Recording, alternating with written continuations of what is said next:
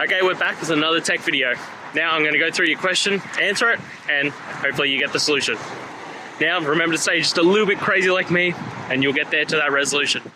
Alright, let's continue on to the video.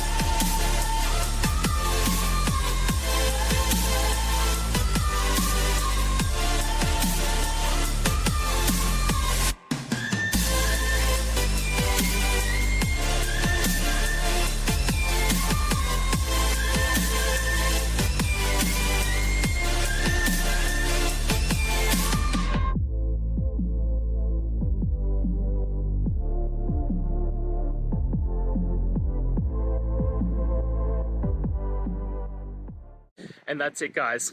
I hope we've gone through the question and found that solution you're looking for. And look, if we did, please hit subscribe. I'd really appreciate it.